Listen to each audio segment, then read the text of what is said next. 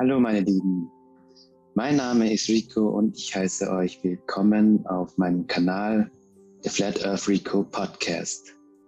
Heute möchte ich euch meine Sammlung von Bildern und Memes zeigen, die ich seit Jahren von den verschiedensten Social Media Plattformen gesammelt habe. Und heute möchte ich gerne das Thema Wasser, also die physikalische Natur des Wassers, euch näher bringen. Memes sind Bilder mit einer kurzen, prägnanten Aussage und hierfür möchte ich euch meine Sammlung zeigen, wie schon erwähnt. So, hier seht ihr einen See, wo es schön glatt den Himmel spiegelt. Man sagt ja auch, großes Gewässer in Ruhe ist immer flach. Ich zeige euch noch einige Beispiele. Hier das Foto von Salar de Uyuni in Bolivien.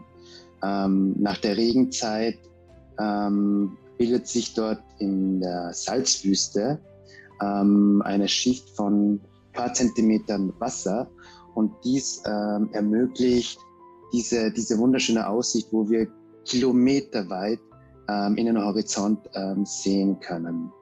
Hier auch ein wunderschönes Bild, einer anderen Perspektive. Wunderschön, wie der Himmel im Wasser spiegelt. Wir kennen es ja aus der Schule, dass es die Seehöhe, der Seespiegel gemeint ist. Im Englischen it's Sea Level. Da sehen wir, dass der Horizont gerade ist. Es heißt ja auch nicht Sea Curve, also eine Seekrümmung oder Meereskrümmung, sondern Sea Level. Gerade. Das Wasser sucht immer seinen Pegel. Hier ein wunderbares anderes Beispiel. Im Salar de Uyuni in Bolivien. Zur Sommerzeit, also von Ende Juni bis Dezember, ist es sehr trocken dort. Da sieht man zu dieser Zeit nicht diesen Wasserspiegel am See. Es ist vollkommen trocken, eine Salzwüste. Und im Rest des Jahres, wenn die Regenzeit angebrochen ist, bildet sich hier diese dünne Wasserschicht und spiegelt den Himmel auf dieser wunderschönen Wasseroberfläche. Also der Salar de Uyuni ist, wenn ich mich täusche, über 100 Kilometer lang und wir sehen wirklich weit in den Horizont hinein. Hier auch ein anderes schönes Beispiel. So, zur Physik des Wassers. Wo fängt Wasser an zu krümmen, wenn die Erde rund wäre? Also wir sehen hier mit kleinen Experimenten, dass Wasser immer gerade ist. Ein anderes Beispiel sehen wir, wenn zwei Behälter durch einen Schlauch mit Wasser verbunden ist und wir sehen, dass das Wasser immer dieselbe Höhe hat, dieselbe, wie soll ich sagen, immer den gleichen Pegel sucht. Hier als Modell, so wie wir das Wasser in der Natur auch kennen, egal wie die Form der Erde unterbei hat, wie der Boden unterbei hat, der Wasserspiegel, die Wasseroberfläche ist immer flach, gerade.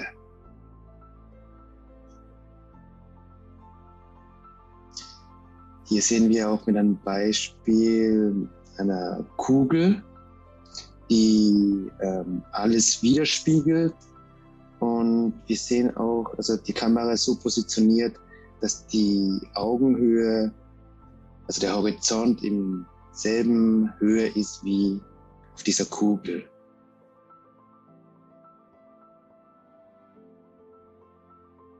So, die wissenschaftliche Methode ist ja, hat ja 3 Punkte. Sie ist beobachtbar, wiederholbar und messbar.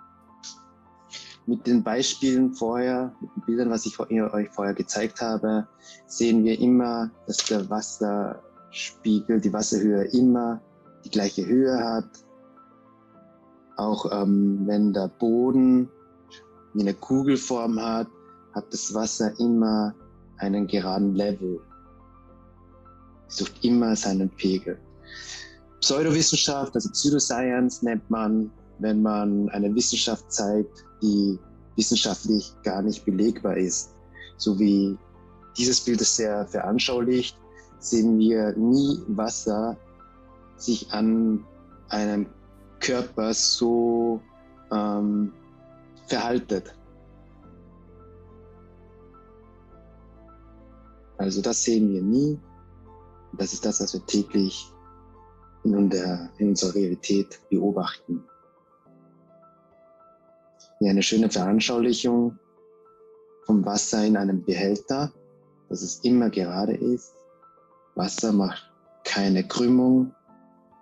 Wenn der Boden des Behälters gekrümmt ist, ist das Wasser, die Wasseroberfläche immer noch flach. Es verhaltet sich nicht so wie in diesem Beispiel jetzt. Wenn der Behälter schräg gehalten wird, sucht das Wasser immer seinen Pegel und ist immer gerade. Es verhaltet sich nicht so, dass er mit dem Behälter im gleichen Level wäre. Es ist immer in diesem Pegel. Wenn der Behälter sich umdreht, wie auf einer runden Erde, würde er sich vielleicht so verhalten, aber das ist das, was wir täglich in unserer Realität auch beobachten. Das Wasser will aus dem Behälter rausgeschüttet werden. So, hier sehen wir das Wasser nie, dass es sich nie so an einem runden Körper verhaltet, sondern von der Kugel runterfallen, runtertropfen würde. Hier eine Veranschaulichung neben mehreren Bildern, dass das Wasser immer seinen Pegel sucht. Das ist die natürliche Physik des Wassers. Das beobachten wir nicht. Der Horizont ist immer gerade. Und dieser Wasserspiegel zeigt es hier auf. Wasser in Flaschen verhalten sich genauso wie das Wasser im Swimmingpool, wie in Seen, in höher gelegenen Ortschaften, Bergen können Seen, also mehrere Kilometer Höhe können auch Seen sich befinden. Und wenn man da Fotos macht, sehen wir immer eine flache Oberfläche. Hier von oben sehen wir ein größeres Gewässer, flach. Und wenn wir am Meer stehen, sehen wir den Horizont immer gerade und auf Augenhöhe. Hier sehen wir eine flache Erde-Karte, die Alexander Gleason Map am Ende des 19. Jahrhunderts gemacht von Alexander Gleason. Das zeigt die Welt auf, also unsere Welt auf, dass sie mehr als 70% aus Wasser besteht. Die anderen 30%, weniger als 30% wären unsere Kontinente. Die flache Erde-Karte werde ich mal euch in einem anderen Video zeigen. Heute zeige ich euch die Thematik, also Wasser auf. Und da gehen wir zum nächsten Bild. Da sehen wir, dass nicht nur wir Flacherdler die flache Erde-Karte benutzen, sondern auch wie die United Nations, die UN, benutzt die flache Erde-Karte. Auch die IMO, International Maritime Organizations, die WMO, the World Meteorological Organization, ICAO, also die International Civil Aviation Organization, und die WHO, die World Health Organization. Also schon komisch, dass diese großen Institutionen die flache Erdekarte hernehmen. Sehr interessant. Wie schon vorher erwähnt, 70% der Erde besteht aus Wasser und ein großes Gewässer in Ruhe ist immer flach. Wir beobachten hier im unteren Teil des Bildes, dass die Welt sich so verhaltet, wenn wir in Entfernung eine Stadt am See fotografieren. Wir sehen niemals eine Krümmung von Objekten in Entfernung. Also sie krümmen sich auch nicht weg, wenn wir die Hochhäuser sehen, sondern sie stehen so, als ob sie uns gegenüberstehen, aber weiter entfernt und nicht weggekrümmt, wie hier oben. Eine schöne Veranschaulichung. So, bei einem Experiment können wir auch immer sehen, dass Wasser sich immer nach unten bewegt, also verhaltet. Es sucht immer seinen Pegel, egal in welcher Position.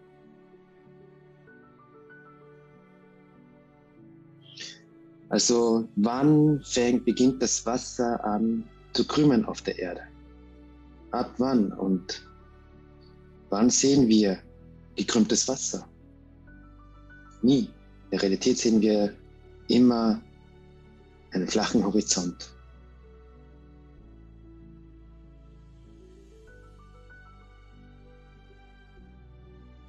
Also die Erde ist bewegungslos, Wasser ist nicht auf der Oberfläche des Planeten gebickt. Also es bickt nicht auf der Erdoberfläche, während die Erde rotiert. Wasser verhaltet sich immer so, dass es immer seine Pegel sucht. Wir sehen nie dieses gekrümmte Wasser. Wir sehen immer flaches Gewässer. Wenn Wasser von Seen ins Meer gehen, verhaltet es sich nicht so, sondern so. Also Wasser sammelt sich ja immer am tiefsten Punkt des Behälters. In diesem Fall hier dieser Form vom Boden. Es ist immer flach. Wir können ja auch Beispiele nehmen von verschiedenen Seen auf einer Grafik mit verschiedenen Höhenlagen. Da kann man auch das Wasser verfolgen, wie es von Lake Superior in Kanada den Weg macht zum Meer. Und das hat das zeigt das ist eine Grafik, die eine Distanz aufzeigt von 2212 Meilen. Das sind circa 3500 Kilometer. Also von hier nach hier sind es 3500 Kilometer. Und da sehen wir einzelne Seen, Lake Ontario oder Lake Michigan. Hier wären die Niagara-Fälle. Und man kann den Fluss nachverfolgen, welche Meereshöhe dieses Gewässer ist. Und das Wasser sucht immer seinen Pegel und fließt nach unten zum Meer. Bei dieser Grafik haben wir eine Distanz von 2200 Meilen, das ist 3500 Kilometer. Und da müsste es, wenn man die Erdkrümmung hernimmt, die Erdkrümmungsformel, wäre also eine Krümmung aufzuzeigen, die wir hier nicht, also in Wirklichkeit auch nie sehen würden. 3 Millionen Feet sind 576 Meilen, also ca. 900 Kilometer Krümmung. Müsste, also wenn man von hier aus zum Meer rausschaut, müsste dieser Punkt hier eine Krümmung von über 900 Kilometer haben. Und diese Grafik zeigt aber auf, dass alles flach ist, das Gewässer flach ist. Natürlich sind Berge und Täler nicht flach, das sehen wir natürlich auch. Aber mit dieser Grafik kann man sehen, kann man den Fluss nachverfolgen, wie es von Lake Superior bis in den Golf von Lawrence hinabfließt. Hier ein anderes Beispiel, Lake Titicaca hat eine Seehöhe von 3,8 Kilometer. Die Länge von Lake Titicaca beträgt 190 Kilometer. Und wenn man dort vor Ort ist und Bilder macht, sehen wir immer einen flachen Horizont. Das Wasser krümmt sich auch hier nicht bei einem See von einer Länge von 190 Kilometern. Bei einem See von 190 Kilometern sollte es sich so veranschaulich krümmen, aber wir beobachten immer einen flachen Horizont, eine flache Oberfläche. Also Wasser krümmt sich hier auch nicht. Wenn wir ein Spiegelobjekt nehmen wie dieses hier, sehen wir, dass dieser Spiegel auch gekrümmt ist und dass das Gespiegelte auch sich so verhaltet. Man sieht hier eindeutig, dass dieses Objekt das Licht krümmen lässt. So würde es sich beim gekrümmten Spiegel verhalten. So solche Bilder werden wir entdecken. Wenn die Oberfläche zum Beispiel rund wäre, müsste sich die Wasseroberfläche oder die Wasserspiegelung sich so verhalten. Also die Reflexionen von gekrümmten Oberflächen sehen so aus. Und die Spiegeloberfläche dieses Gewässers spiegelglatt, spiegelt hier den Berg perfekt, den Himmel. Eindeutiger geht es nicht mehr. Also versuch nicht die Krümmung zu finden, das ist nämlich unmöglich. Stattdessen versuche die Realität der Wahrheit zu realisieren. Es gibt keine Krümmung.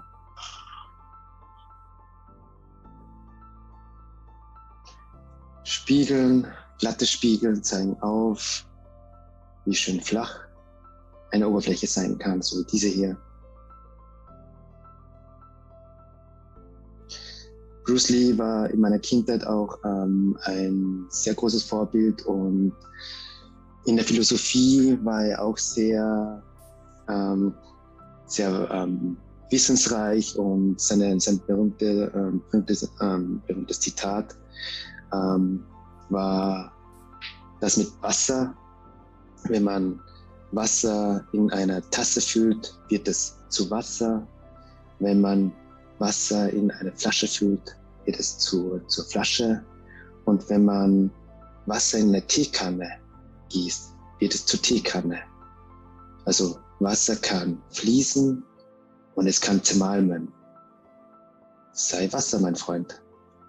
Das berühmte Zitat von Bruce Lee, sehr, sehr weise auch schon zu seiner Zeit, in seinem Alter. Und da gibt es halt auch andere Memes mit ihm, wo er auf Englisch hier sagt, pour water into a cup, it becomes the cup. Pour it into a teapot, it becomes the teapot. Pour water into a ball, it falls off. Logisch, oder? Die Erde ist flach, weil Wasser immer seinen Pegel sucht und findet.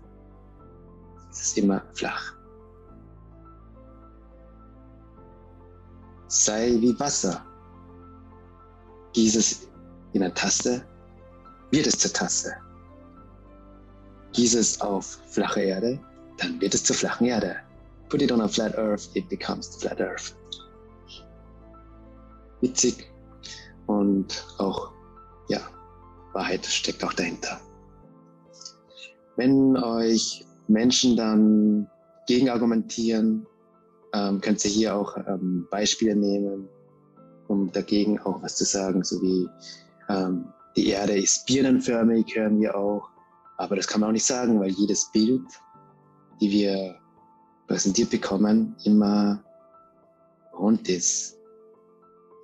Also nicht birnenförmig. Man sagt auch, ja, wir können die Krümmung nicht sehen, weil wir zu klein sind. Das ist hier eine Aufnahme von ca. 30, 40 Kilometer Höhe mit einem Heliumballon. Und auch hier sehen wir keine Krümmung. Auch der Horizont steigt hier mit auf Augenhöhe. Und am unteren Bild sehen wir, dass die Erde sich bewegt, sagt es aus, aber wir können es nicht fühlen. Ja, also wenn die Erde sich rotiert, wie können wir mit unseren gottgegebenen Sinnen nichts spüren? Also wenn wir zum Beispiel wenn wir in einem Karussell sitzen, spüren wir, dass wir uns bewegen und die Welt da draußen nicht. Und wir aber von einer verkehrten Position das beobachten und die Person im Karussell ansehen, dann dann merken wir selber durch unsere Sinne, nicht wir bewegen uns, also nicht ich bewege mich, sondern die Person im Karussell. So, wie wird man zu einem Flacherdler, wenn man versucht, die flache Erde zu widerlegen? Also mein Weg war auch so ähnlich. Ich habe auch Fragen gestellt, bin immer weiter tiefer ins Hasenloch gegangen, weitergegraben und man findet immer wieder neue Dinge, die man in der Schule nicht beigebracht, wo es nicht gelehrt wurde. Und hier entdeckt man jeden Tag immer neue Sachen, neue Informationen, die man zu seinem Weltbild aufnehmen kann und es für sich als Weltbild aufbauen kann.